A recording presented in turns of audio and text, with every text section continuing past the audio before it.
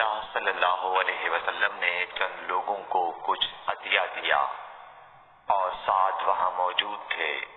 وہ کہتے ہیں کہ رسول اللہ صلی اللہ علیہ وسلم نے ان میں سے ایک شخص کو کچھ نہ دیا، حالانکہ وہ ان میں مجھے سب سے زیادہ پسند تھا۔ میں نے کہا حضور، آپ نے فلاں کو کچھ نہ دیا، میں اسے مومن گمان کرتا ہوں۔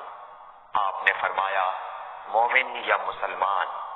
میں تھوڑی دیر چپ رہ کر پھر پہلی بات دہرانے لگا۔ حضور صلی اللہ علیہ وسلم نے بھی دوبارہ وہی جواب دیا۔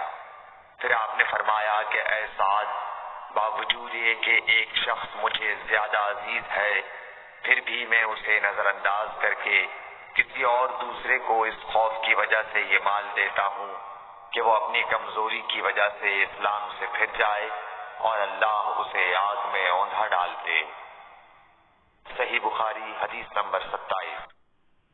ایک آدمی نے رسول اللہ صلی اللہ علیہ وسلم سے پوچھا، کون سا اسلام بہتر ہے؟